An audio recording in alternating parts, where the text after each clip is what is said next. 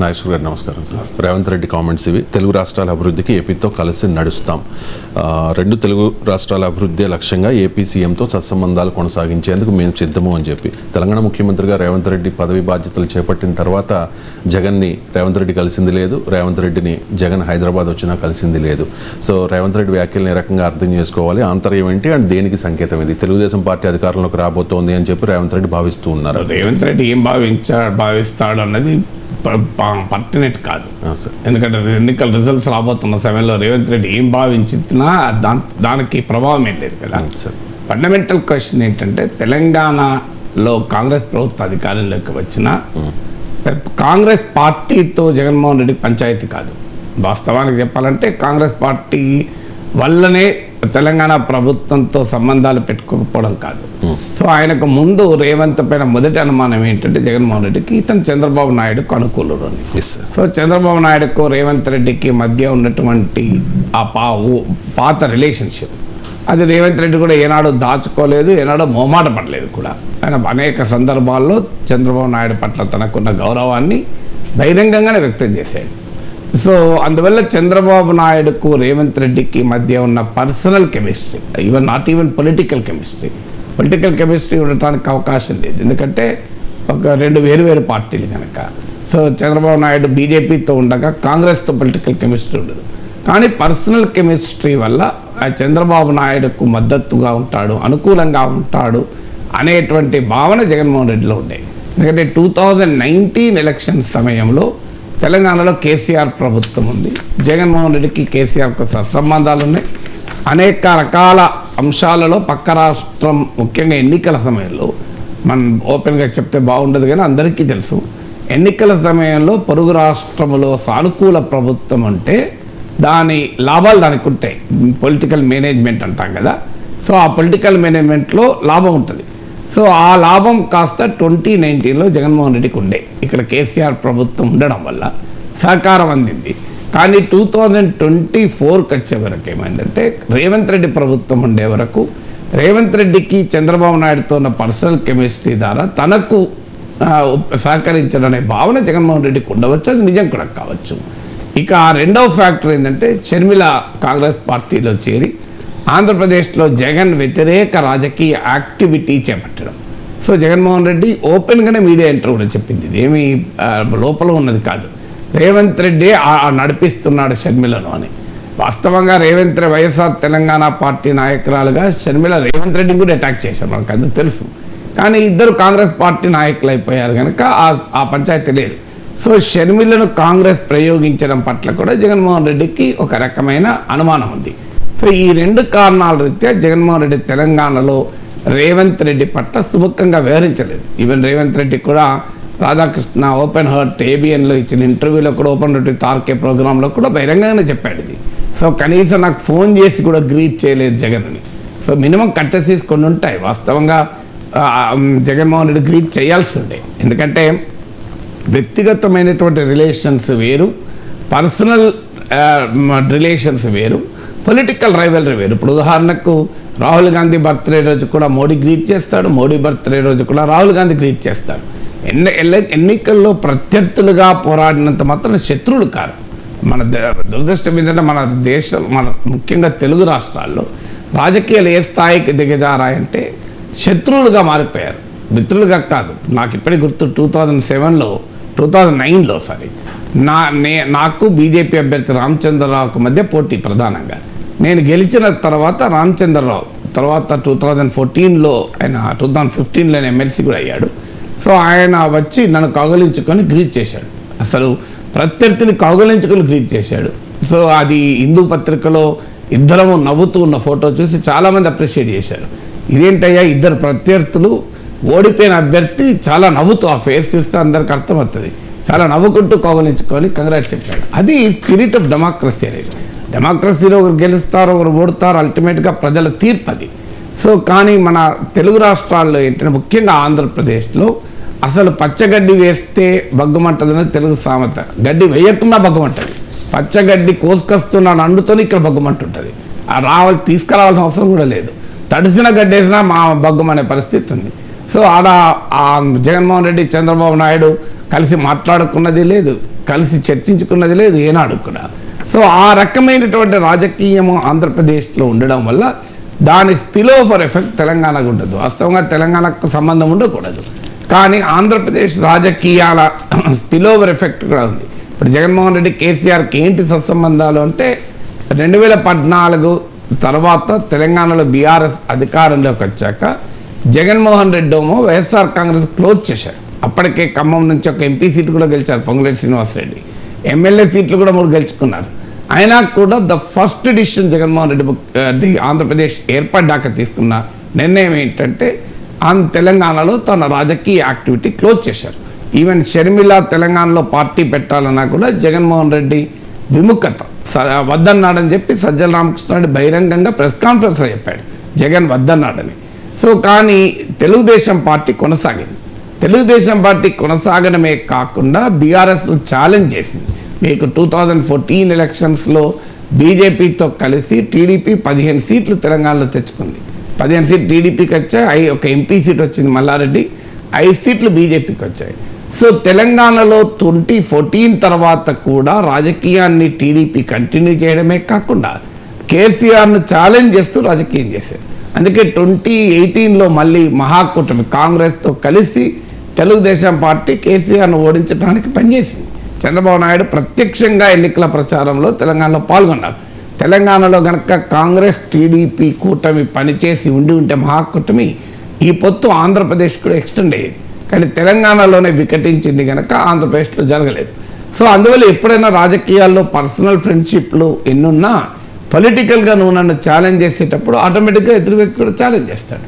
So Jaganmohan Reddy ఏమో తెలంగాణ రాజకీయాల నుంచి నిష్క్రమించారు, మీకు చంద్రబాబు నాయుడు ఏమో తెలంగాణ రాజకీయాల్లో కంటిన్యూ అయ్యాడు. కంటిన్యూ అయ్యి బీఆర్ఎస్ను ఛాలెంజ్ చేస్తూ బీఆర్ఎస్ ప్రత్యర్థులుగా ఉన్న బీజేపీతోని కాంగ్రెస్తోని కలిశాడు. అందువల్ల మీకు కేసీఆర్కు చంద్రబాబుకు సంబంధాలు లేవు. వాస్తవంగా అమరావతికి వెళ్ళినప్పుడు అమరావతి నిర్మాణం అప్పుడు కేసీఆర్ వెళ్ళాడు, చంద్రబాబు నాయుడుతో భోజనం చేశాడు, అమరావతి కార్యక్రమంలో కూడా పాల్గొన్నాడు. సో ఈవెన్ మోడీ ఏమీ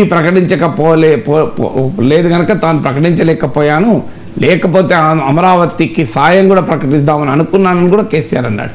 చాలా మంచి రిలేషన్. ఆ మాటకొస్తే చంద్రబాబు నాయుడు శిష్యుడుగానే చంద్రబాబు నాయుడు రాజకీయ పాఠశాలలోనే కదా కేసీఆర్ ఎదిగి వచ్చింది. అందువల్ల ఆ రిలేషన్స్ లేక కాదు, సమస్య ఏంటంటే పర్సనల్గా ఏది ఉన్నా పొలిటికల్ రిలేషన్ దెబ్బతిన్నాక పర్సనల్ రిలేషన్స్ కూడా దెబ్బతింటాయి. సో అందువల్ల ఏం జరిగింది అంటే ఎప్పుడైతే చంద్రబాబు నాయుడు కేసీఆర్కు నేను చెప్పిన రీజన్స్ వల్ల అంటే తెలుగుదేశం పార్టీ తెలంగాణ రాజకీయ క్షేత్రంలో కంటిన్యూ కావడమే కాకుండా కేసీఆర్ను బీఆర్ఎస్ను ఛాలెంజ్ చేస్తున్న బీజేపీతో 2014లో కాంగ్రెస్తో 2018లో కలవడం ఫలితంగా కేసీఆర్ చంద్రబాబు మధ్య ప్రత్యర్థులుగా మారారు. కేసీఆర్ చంద్రబాబు ప్రత్యర్థులైతే ఆటోమేటిక్గా జగన్ మిత్రుడు అవుతాడు కదా, ప్రత్యర్థి మిత్రుడే కదా, శత్రువు మిత్రుడు అవుతాడు రాజకీయంగా. సో అలా కేసీఆర్కు జగన్కు మధ్య పొలిటికల్ కెమిస్ట్రీ ఏర్పడింది. కేసీఆర్కు జగన్కు పొలిటికల్ కెమిస్ట్రీ ఏర్పడితే కేసీఆర్ను వ్యతిరేకించే రేవంత్ రెడ్డి జగన్కు అనుకూలంగా ఎట్లుంటాడు? సో రేవంత్ రెడ్డికి చంద్రబాబు నాయుడుకు మధ్యలో ఉన్న పర్సనల్ కెమిస్ట్రీ మాత్రమే కాదు, కేసీఆర్కు జగన్కు మధ్య పొలిటికల్ కెమిస్ట్రీ ఉండడం వల్ల రేవంత్ రెడ్డి కేసీఆర్కు వ్యతిరేక రాజకీయం చేస్తున్నాడు కనుక ఆటోమేటిక్గా జగన్ వ్యతిరేక రాజకీయం కూడా చేస్తాడు. సో అందువల్ల ఈ 2 కారణాల రీత్యా అటు చంద్రబాబు నాయుడుతో రేవంత్ రెడ్డికి ఉన్న పర్సనల్ ఫ్రెండ్షిప్ 1, 2 షర్మిలను కాంగ్రెస్ ప్రయోగించడం, 3 కేసీఆర్కు జగన్కు ఉన్న మైత్రి, కేసీఆర్ను రేవంత్ వ్యతిరేకించడం. ఈ 3 ఫ్యాక్టర్ల వల్ల జగన్కు రేవంత్కు మధ్య సరైన రిలేషన్స్ లేవు అన్నది నిజం. అది నేను చెప్పాల్సిన అవసరం లేదు, రేవంత్ రెడ్డి చెప్పాడు, కనీసం ఫోన్ కూడా చేయలేదు. But what ever it may be Jaganmohan Reddy వాస్తవంగా ఫోన్ చేసి గ్రీట్ చేయాల్సిందే, అంత పర్సనల్ రైవలరీ ఉండాల్సినటువంటి అవసరం అయితే లేదు. ఇప్పుడు ఇక ఆంధ్రప్రదేశ్లో మరి ఎవరు ముఖ్యమంత్రి అవుతారు అనేది జగన్మోహన్ రెడ్డి అవుతాడా చంద్రబాబు నాయుడు అవుతారో చూడాలి. చంద్రబాబు నాయుడు అయినప్పుడు డెఫినెట్గా రేవంత్ రెడ్డికి చంద్రబాబు నాయుడుకి మధ్య సత్సంబంధాలు ఉంటాయి. కాంగ్రెస్ కూడా అక్కడ తెలుగుదేశాన్ని వ్యతిరేకించి పోరాడలేదు. ఆంధ్రప్రదేశ్ కాంగ్రెస్ జగన్మోహన్ రెడ్డికి వ్యతిరేకంగా పోరాడింది. కానీ రాజకీయాలు ఎంతకాలం అలా ఉంటాయి? ఇప్పుడు చంద్రబాబు నాయుడు నిజంగానే ముఖ్యమంత్రి అయ్యాడు, కాంగ్రెస్ పార్టీ ఏం మిత్రపక్షం కాదు కదా, చంద్రబాబు నాయుడు బీజేపీతో ఉన్నాడు కదా, కాంగ్రెస్ అనివార్యంగా చంద్రబాబు నాయుడు వ్యతిరేక రాజకీయం చేయాల్సి వస్తుంది కదా.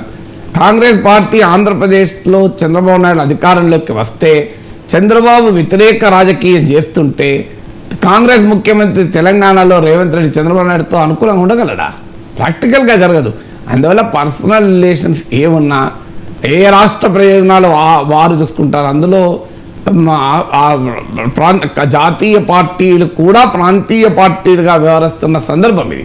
కొంత పర్సనల్ కెమిస్ట్రీ ఉంటే ఉపయోగపడుతుంది. ఇప్పుడు ఇటీవల తాగునీరు కూడా ప్రాబ్లం వచ్చింది మన కృష్ణానదిలో. సో కర్ణాటకలో కూడా కాంగ్రెస్ ప్రభుత్వం ఉంది కనుక రేవంత్ రెడ్డి సిద్ధరామయ్యతో మాట్లాడాక తాగునీరు కొరకు ఆలమట్టి నుంచి కొంత వాటర్ రిలీజ్ చేశారు. సో ఈ రకమైన ఫ్రెండ్లీ జెస్చర్స్ ఉంటాయి. కొన్ని ఫ్రెండ్లీ జెస్చర్స్ కొంతవరకు ఉపయోగపడతాయి, కానీ మౌలికమైన సమస్యల పరిష్కారం విషయంలో పర్సనల్ రిలేషన్స్ కూడా పనిచేయవు. ఎందుకంటే అది పొలిటికల్ కాంప్రమైజ్గా మారుతుంది. ఇప్పుడు ఉదాహరణకు కృష్ణా నదిలో వాటా కోరుతుంది తెలంగాణ. సో తెలంగాణ రాష్ట్రం ఏర్పడక ముందు బ్రజేష్ కుమార్ మిశ్రా ట్రిబ్యునల్ కృష్ణా వాటర్ను డివైడ్ చేసింది. సో తెలంగాణ వచ్చాక మా రాష్ట్రాన్ని కూడా ఒక రాష్ట్రంగా గుర్తించి మా వాటా ఇవ్వాలని. కృష్ణా పరివాహక ప్రాంతం తెలంగాణలో ఎక్కువ, కృష్ణాలో మాకు వాటా తక్కువ, ఇది సరైనది కాదు, మాకు 50% వాటా కావాలి అన్నది తెలంగాణలో అన్ని పార్టీల వాదన, గత ప్రభుత్వ వాదన, ఈ ప్రభుత్వ వాదన కూడా. సో రేపు రేవంత్ రెడ్డి ఇక్కడ ముఖ్యమంత్రిగా ఉంటాడు, చంద్రబాబు నాయుడు అక్కడ ముఖ్యమంత్రిగా ఉంటాడు. కృష్ణా రివర్లో మాకు 50% ఇవ్వండి అంటే చంద్రబాబు నాయుడు ఇస్తాడా? ప్రాక్టికల్గా జరుగుతుందా? అది ఇచ్చిన తెల్లారి చంద్రబాబు నాయుడు ఆంధ్రప్రదేశ్లో ఉండగలడా? ఆంధ్రప్రదేశ్లో ప్రజలు రైతులు తిరగబడరా? అందువల్ల మౌలికమైన సమస్యలు ఎప్పుడు పరిష్కారం కాదు. సో ఇప్పుడు 5 గ్రామాలకు తెలంగాణ కోరుతుంది. కాంగ్రెస్ పార్టీ మేనిఫెస్టోలు కూడా పెట్టింది, మేము దేశంలో అధికారంలోకి వస్తే అంటే భద్రాచల రాములవారి భూములు ఉన్నటువంటి గ్రామాలకు ఆ 5 గ్రామాలు మాకు ఏటిపాక, కన్నాయగూడెం, పిచ్చుకలపాడు ఇలా 5 విలేజెస్ ఉన్నాయి. ఈ 5 విలేజెస్ వాస్తవంగా తెలంగాణ ఏర్పడినప్పుడు తెలంగాణలోనే ఉన్నాయి. ఇవే కాకుండా పోలవరం ముంపు మండలాలు కూడా, చింతూరు వరకు కూడా. తర్వాత మోడీ క్యాబినెట్ తొలి సమావేశంలోనే క్యాబినెట్ నిర్ణయం తీసుకొని ఆర్డినెన్స్ ద్వారా ఈ 7 ముంపు మండలాల్ని ఆంధ్రాకు తరలించారు. అందులో ఈ 5 గ్రామాలకు కూడా ఉన్నాయి. ఇప్పుడు తెలంగాణలో కాంగ్రెస్ పార్టీ ఎన్నికల మేనిఫెస్టోలో మేము దేశంలో అధికారంలోకి వస్తే మళ్ళీ 5 గ్రామాలు తెలంగాణకి ఇస్తామన్నారు. రేపు చంద్రబాబు నాయుడు ముఖ్యమంత్రి అయ్యాడు అనుకోండి, రేవంత్ రెడ్డిపై మాకు 5 గ్రామాలు ఇచ్చేయండి సార్, పిచ్చుకలపాడు, కన్నాయగూడెం, ఇవి ఏటిపాక ఇచ్చేస్తాడా? సో తీసేసుకొని మిత్రమా నువ్వు నా ఫ్రెండ్ కదా అని ఇస్తాడా? ఇస్తే ఆంధ్రప్రదేశ్లో రాజకీయం చేయగలడా? అందువల్ల ఈ 2 ఉదాహరణలు నేను చెప్పాను మీకు. కృష్ణా నదిలో వాటా, భద్రాచలం 5 గ్రామాలు, ఇలాంటివి చాలా ఉంటాయి. 2 తెలుగు రాష్ట్రాల మధ్య వివాదాలు ఉంటాయి. అలాగే ఇప్పుడు ఆస్తుల పంపిణీ ఉంది, ఇప్పటికీ కూడా ఇంకా తేలని ఆస్తుల పంపిణీ ఉంది. సో ఈ ఆస్తుల పంపిణీలో చంద్రబాబు నాయుడు రేవంత్ రెడ్డిల మధ్య ఫ్రెండ్షిప్ ఉంది కనుక ఏదైనా ఒక రాష్ట్రం సార్ మీరు నాకు రాజకీయంగా కలిసి పనిచేసాం, అందువల్ల తెలంగాణ ఆస్తుల్లో ఉన్న తెలంగాణ వాటిని వదిలేసుకుంటాం రేవంత్ రెడ్డి అంటాడా చంద్రబాబు నాయుడుకు? మీకు ఆంధ్రప్రదేశ్లో మీరు లాభపడాలి సార్, బలపడాలి, అందుకే తెలంగాణ క్లెయిమ్స్ నేను అన్ని వదిలేస్తా, మీరు తీసేసుకోండి అంటాడా?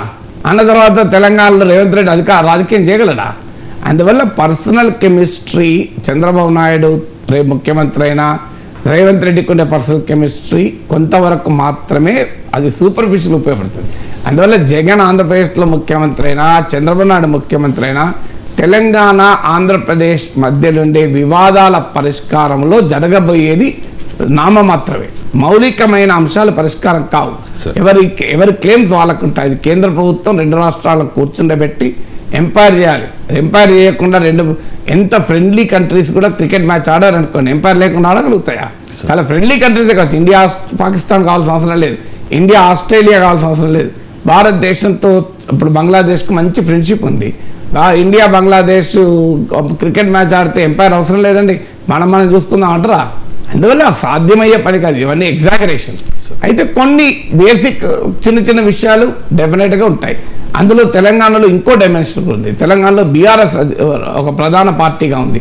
బీఆర్ఎస్ ప్రాంతీయ పార్టీ, బీఆర్ఎస్కు ఆంధ్రప్రదేశ్ రాజకీయాలతో సంబంధం లేదు.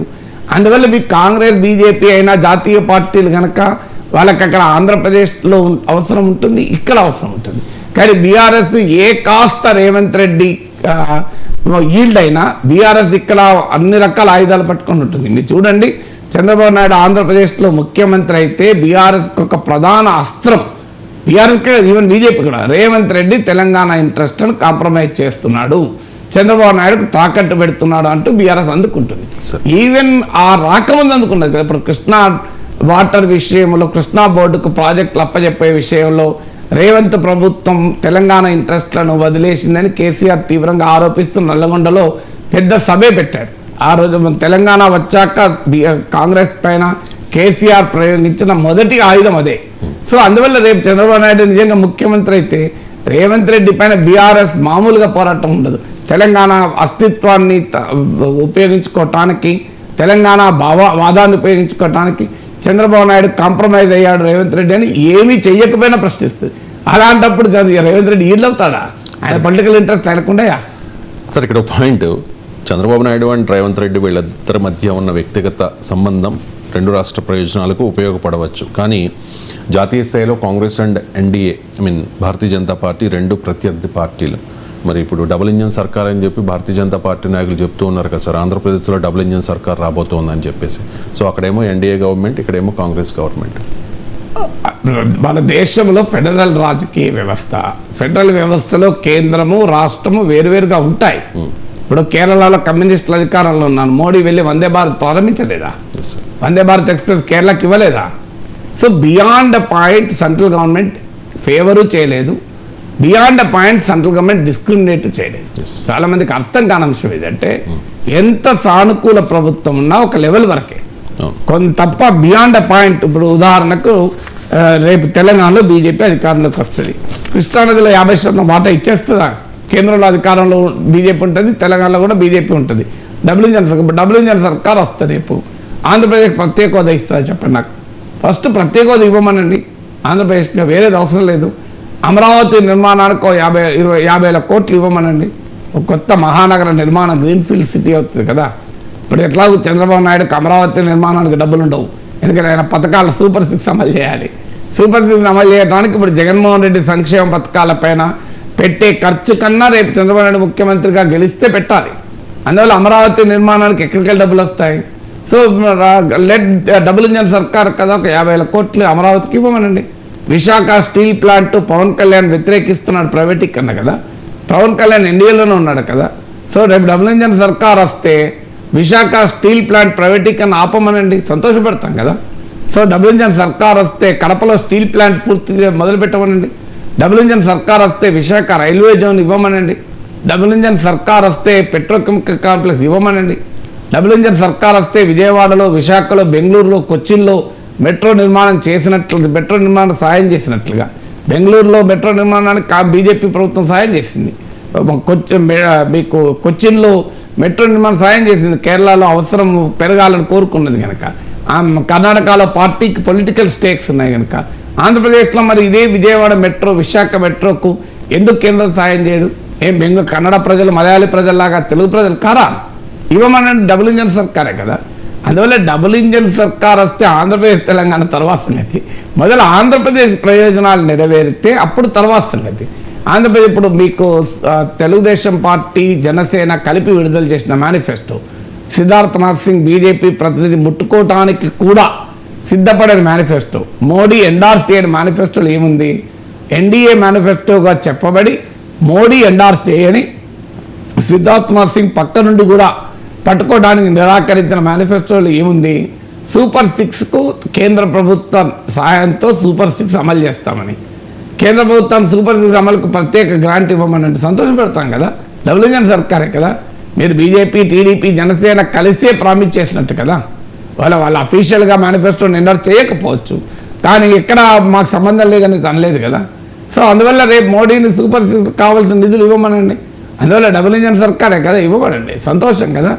అందువల్ల ఈ డబుల్ ఇంజన్ సర్కార్ అనేది ఎన్నికల సమయంలో ప్రచారానికి ఉపయోగపడుతుంది. తర్వాత ఎన్నికలు అయ్యాక డబల్ లేదు, ట్రిపుల్ లేదు.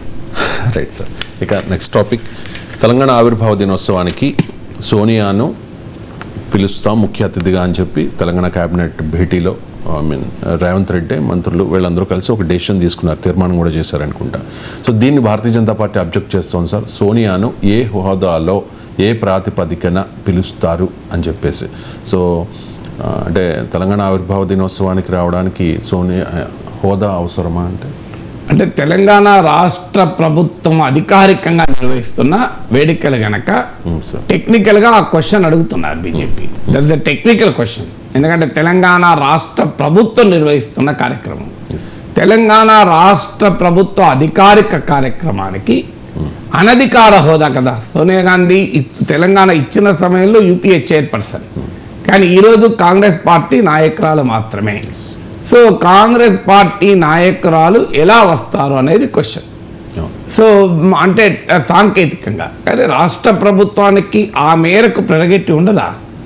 సో ఫండమెంటల్ పాయింట్, ఒకవేళ నిజంగానే అది అన్కాన్స్టిట్యూషనల్ అయితే భారతీయ జనతా పార్టీ సలహా ఏంటంటే హైకోర్టులో కేసేసి రాష్ట్ర ప్రభుత్వము జరుపుతున్న తెలంగాణ ఉత్సవాలకు ఏ అధికారిక హోదా లేని సోనియా గాంధీ పిలవడం రాజ్యాంగ విరుద్ధము అని రాష్ట్ర హైకోర్టులో బీజేపీ కేసేస్తే అయిపోతుంది కదా. కోర్టు డైరెక్షన్ ప్రకారం రేవంత్ రెడ్డి ప్రభుత్వం చేస్తుంది కదా. ఆ ధైర్యం బీజేపీని చేయమనండి, తెలంగాణ సమాజం ఒప్పుకుంటుందో చూడండి. రియాలిటీ ఏంటి? Let us understand the political reality. Political reality ఏంటి? బీజేపీ వాదన ఏంటంటే వందలాది మంది అమరులయ్యారు, వందలాది మంది అమరులైన తర్వాత ఇచ్చారు కదా అని. సో వందలాది మంది అమరులైన సమయంలో, ఆ తెలంగాణ పోరాట కాలంలో ఆ ఉద్యమంలో చనిపోయిన మాట నిజం. ఆ ఉద్యమ సమయంలో కాంగ్రెస్ పార్టీ ఇవ్వకపోవడం కరెక్ట్. కానీ ఇంకో ప్రశ్న, వాజ్పేయి ప్రభుత్వం ఛత్తీస్గఢ్, జార్ఖండ్, ఉత్తరాఖండ్ ఇచ్చినప్పుడే బీజేపీ వాజ్పేయి నాయకత్వం బీజేపీ ప్రభుత్వం తెలంగాణ కూడా ఇచ్చి ఉంటే ఈ అమరులు కావాల్సిన అవసరం కూడా ఉండేది కాదు కదా. తర్వాతనే కదా అమరులు, అంత ముందైన వాళ్ళని చర్చ వేరే. వాజ్పేయి ప్రభుత్వం జార్ఖండ్, ఛత్తీస్గఢ్, ఉత్తరాఖండ్ ఇచ్చాకనే తెలంగాణలో యువతరంలో ఇంకా అసహనం పెరిగింది. ఎందుకంటే అప్పటిదాకా ఇందిరాగాంధీ అనౌన్స్ చేశాక తెలంగాణ ఇవ్వమని ఒక రకంగా దేశం రీకన్సైల్ అయింది ఏంటంటే కొత్త రాష్ట్రాలు ఏర్పడడం ఇక సాధ్యం కాదు అని. ఆ భాషా ప్రయుక్త రాష్ట్రాలు ఏర్పాటైపోయాయి. ఇప్పుడు కొత్తగా మళ్ళీ రాష్ట్రాలు, ఒక రాష్ట్రం ఏర్పాటైతే అనేక రాష్ట్రాల డిమాండ్లు వస్తాయి. ఎందుకంటే అప్పటికి ఉత్తరప్రదేశ్లో బుందేల్ఖండ్ డిమాండు, పూర్వాంచల్ డిమాండు, మహారాష్ట్రలో విదర్భ, బెంగాల్లో డార్జిలింగ్ కొండల్లో గూర్ఖాల్యాండ్ నినాదము, మీకు ఇలా రకరకాల ప్రాంతాలు. ఇప్పుడు తమిళనాడులో బీజేపీ ఇప్పటికీ డిమాండ్ కోయంబత్తూరు ప్రాంతాన్ని కొంగునాడు చేయాలని. సో ఇలా అనేక రాష్ట్రాల్లో ఈ డిమాండ్లు రకరకాల రూపాల్లో ఉన్నాయి. సో ఒక్కసారి కనుక ఒక రాష్ట్రాన్ని ఇస్తే ఇలాంటి అనేక డిమాండ్లకు ఊతం వస్తుంది కనుక కొత్తగా రాష్ట్రాలు ఇచ్చే తేనెటీగల తుట్టెను కదిలించడానికి కేంద్రం సిద్ధంగా లేదు అనే భావన బలంగా ఉండడం వల్ల తెలంగాణ ఉద్యమం కూడా కొంత నిద్రాణంగా ఉండిపోయింది. ఏమీ చేయలేము, పొలిటికల్ రియాలిటీ ఇది అని. ఎప్పుడైతే వాజ్పేయి ప్రభుత్వం జార్ఖండ్, ఉత్తరాఖండ్, ఛత్తీస్గఢ్ ఇచ్చి తెలంగాణ ఇవ్వలేదో ఒక్కసారి తెలంగాణలో ఉవ్వెత్తున మళ్ళీ ఉద్యమాలు లేవటానికి కారణమైంది. మీరు లెక్క తీయండి, వాజ్పేయి ప్రభుత్వం ఈ 3 రాష్ట్రాలు ఇవ్వక ముందు తెలంగాణ ఉద్యమం, ఇచ్చిన తర్వాత తెలంగాణ ఉద్యమం లెక్క తీయండి, మీకు అర్థమవుతుంది ఈ కారణం. అంటే ఎప్పుడైతే 3 రాష్ట్రాలు ఫామ్ అయ్యాయో, రాజకీయ పోరాటం ద్వారా, ఉద్యమాల ద్వారా రాష్ట్రాన్ని తెచ్చుకోవచ్చు అన్న నమ్మకం కలిగింది. ఆ నమ్మకం తెలంగాణ ఉద్యమాన్ని ఉర్రూతలూగించింది. ఆ ఉద్యమంలో తర్వాత అమరులైన సంగతి ఉంది. అందువల్ల తెలంగాణ అమరులు కావటానికి కాంగ్రెస్ పార్టీ పైన ఎంత బాధ్యత ఉందో బీజేపీపై కూడా ఎంతో కొంత బాధ్యత ఉంది కదా. వాజ్పేయి ప్రభుత్వం కనుక ఇచ్చి ఉంటే అయిపోయేది కదా, ఎందుకు ఇవ్వలేదు? మోడీ పదే పదే చెప్తారు, వాజ్పేయి ప్రభుత్వం 3 రాష్ట్రాలు ఏర్పాటు చేసినప్పుడు ఏ రకమైన పంచాయతీ రాలేదు, కాంగ్రెస్ ఏర్పాటు చేసినప్పుడు పంచాయతీ అని. It takes absolute lack of sense of history. ఉమ్మడి ఆంధ్రప్రదేశ్ విభజనకున్న రాజకీయ నేపథ్యం వేరు, ఉత్తరాఖండ్, ఛత్తీస్గఢ్, జార్ఖండ్ల పొలిటికల్ జాగ్రఫీ వేరు. ఈ పొలిటికల్ జాగ్రఫీలో ఉన్న తేడా తెలిసి కూడా రాజకీయ అవసరం కొరకు మోడీ మాట్లాడుతున్నాడు. కానీ మరి ఫండమెంటల్ క్వశ్చన్ బీజేపీని అడిగేది, కాకినాడలో 1 ఓటు 2 రాష్ట్రాలని మీరు తీర్మానం చేశారు. మొదటి నుంచి కూడా బీజేపీ తెలంగాణ రాష్ట్ర ఏర్పాటుకు అనుకూలము. మరి 3 రాష్ట్రాలు ఇచ్చినప్పుడు తెలంగాణ ఇవ్వకుండా ఎందుకు తెలంగాణ ఉసురు పోసుకున్నారు అని ప్రశ్న అడిగితే బీజేపీ ఏం సమాధానం చెప్తుంది? అందువల్ల ఆ మాటకొస్తే రాష్ట్ర విభజన కూడా బీజేపీ మద్దతు కూడా ఇచ్చింది కదా. మరి రాష్ట్రం అవునన్నా కాదన్నా ఫ్యాక్ట్ ఏంటి? సోనియా గాంధీ నిర్ణయంతో తెలంగాణ ఏర్పడింది. ఇందిరాగాంధీ లాంటి వాళ్ళు కూడా అంగీకరించలేదు. ఇది ఫ్యాక్ట్ ఆఫ్ హిస్టరీ కదా. అలాంటప్పుడు సోనియా గాంధీని పిలవడం పట్ల బీజేపీ రాజకీయ అభ్యంతరం చెప్పడం తెలంగాణ సమాజం హర్షిస్తుందని నేను అనుకోను. ఎందుకంటే తెలంగాణ సమాజంలో సోనియా గాంధీ పట్ల గౌరవం ఉండడమే కాంగ్రెస్ పార్టీ గెలవటానికి కారణమైంది. మీరు ఆంధ్రప్రదేశ్లో కాంగ్రెస్ పరిస్థితి తీయండి, తెలంగాణలో కాంగ్రెస్ పరిస్థితి తీయండి. 10 ఏళ్లలో తెలంగాణలో అధికారంలోకి రాగలిగింది. అధికారంలోకి రాకపోయినా 2014లోను 2018లోను ప్రధాన ప్రతిపక్షంగా ఉంది. ఆంధ్రప్రదేశ్లో 1%కే పడిపోయింది. ఎందుకు జరిగింది ఇది? ఈ ఆంధ్రప్రదేశ్లో కాంగ్రెస్ పైన ఇంత కోపం ఉందో తెలంగాణలో తెలంగాణ ఇచ్చిన పార్టీగా, తెలంగాణ ఇచ్చిన నాయకురాలుగా సోనియా గాంధీ పట్ల తెలంగాణ సమాజంలో కొంత పాజిటివ్ ఉన్నమాట నిజం, సానుకూలత. అందుకే బీజేపీ రాజకీయ రాజకీయ విమర్శ వల్ల ప్రయోజనం ఉంటుందని అనుకోడు. అయినా కేసీఆర్ను కూడా పిలుస్తున్నారు కదా, రాజకీయాలకు అతీతంగా తెలంగాణ కళ సాకారం కావటానికి సహకరించినటువంటి వారిని అందరినీ పిలుస్తున్నారు. కేసీఆర్ను కూడా పిలుస్తున్నారు కదా. తన ప్రధాన ప్రత్యర్థి కేసీఆర్నే రేవంత్ రెడ్డి పిలుస్తున్నప్పుడు సోనియా గాంధీ పిలవడం పైన అభ్యంతరం ఏంటి? నిజంగా అయితే బీజేపీ నాయకురాలు ఆ రోజు లోక్సభలో మద్దతు ఇచ్చిన సుష్మా స్వరాజ్ ఇప్పుడు లేరు. ఆ రోజు రాజ్యసభలో మద్దతు ఇచ్చిన అరుణ్ జైట్లీ ఇప్పుడు లేరు. వాళ్ళిద్దరు కూడా ఆ రోజు ప్రధాన పాత్ర పోషించారు తెలంగాణ బిల్లు ఫార్మేట్. వెంకయ్య నాయుడు ప్రధాన పాత్ర పోషించారు. బహుశా వెంకయ్య నాయుడు గారిని కూడా పిలుస్తారనుకుంటాను. బట్ ఆయన బీజేపీ ప్రతినిధి రాలేరు. బీజేపీ డిమాండ్ చేయాల్సింది ఏంటంటే తెలంగాణ సాధనలో బీజేపీ పాత్ర కూడా కీలకం. తెలంగాణ జేఏసీలో భాగంగా ఉంటూ పార్లమెంట్లో ఈ బిల్లుకు మద్దతు ఇచ్చిన పార్టీగా బీజేపీ పాత్ర ఉంది. అందువల్ల మా నాయకులను కూడా పిలవండి అని అడగాలి జేపీ నడ్డాను కూడా. సో డెఫినెట్గా బీజేపీ కూడా సపోర్ట్ చేసింది కనుక జేపీ నడ్డాను కూడా పిలవాలి. ఆ మాటకైతే చంద్రబాబు నాయుడు కూడా సపోర్ట్ చేశాడు. అందరికన్నా ముందు లెటర్ ఇచ్చిన చంద్రబాబు నాయుడు ఎర్రనాయుడు కమిటీ పెట్టి, మరి చంద్రబాబు నాయుడు కూడా పిలవాలని డిమాండ్ తెలంగాణ తెలుగుదేశం చేయొచ్చు రేపు. మాకు ఇప్పుడు జగన్మోహన్ రెడ్డి కూడా ఒక రకంగా సపోర్ట్ చేశాడు.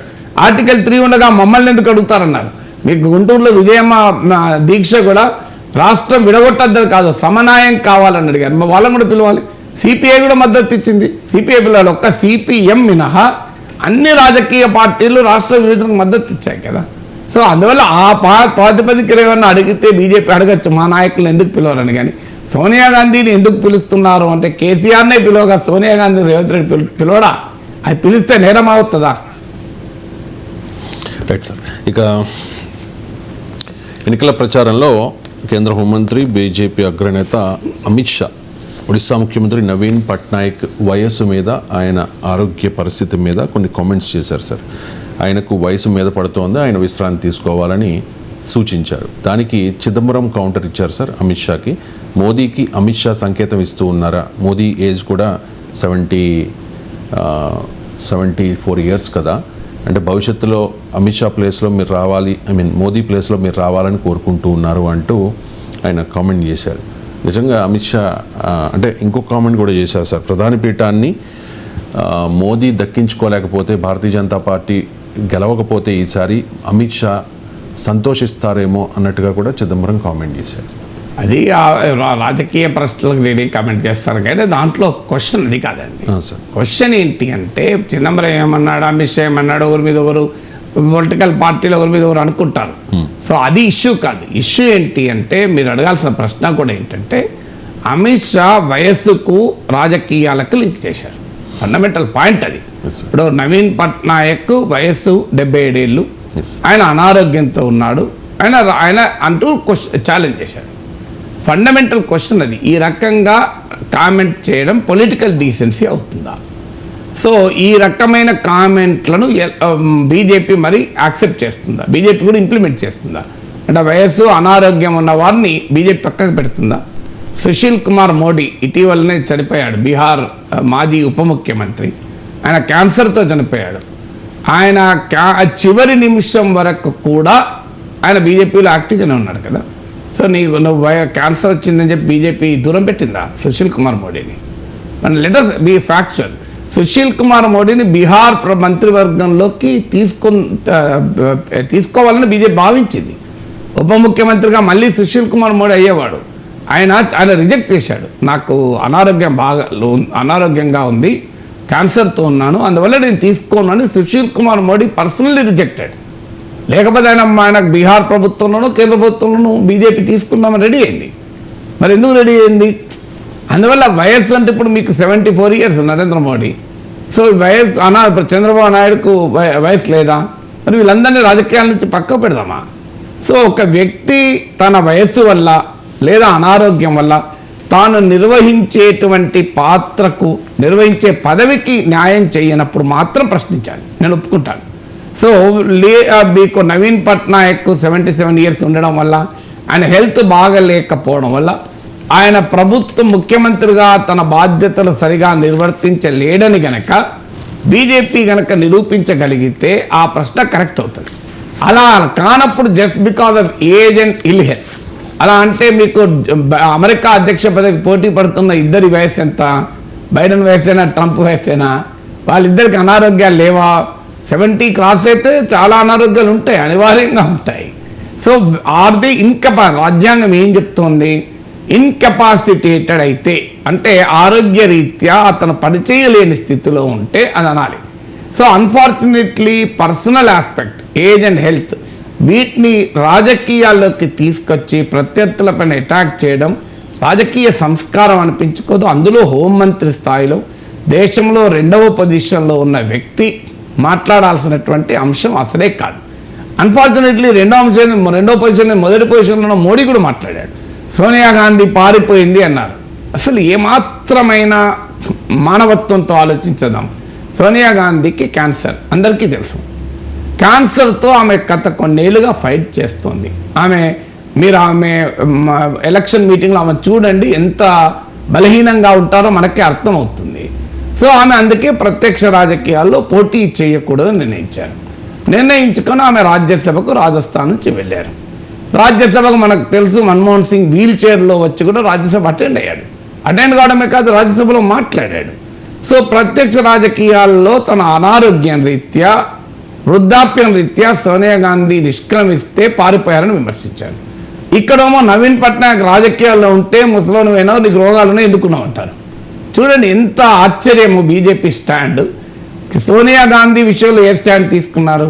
వృద్ధాప్యం వల్ల, అనారోగ్యం వల్ల ఆమె ప్రత్యక్ష రాజకీయాల నుంచి విరమించుకొని రాయబరేలీలో పోటీ చేయక రాజస్థాన్ నుంచి వెళ్తే మోడీ స్థాయిలో, దేశ ప్రధాని స్థాయిలో మీరు ఎన్నికల్లో భయపడి పారిపోయారని ఘోరంగా విమర్శించారు.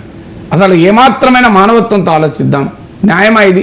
ఏమైనా కాంగ్రెస్ సంబంధం లేదు, బీజేపీ సంబంధం లేదు. మీరు ఒక సగటు వ్యక్తిగా, సగటు పౌరునిగా, సగటు భారతీయులుగా ఆలోచిద్దాం.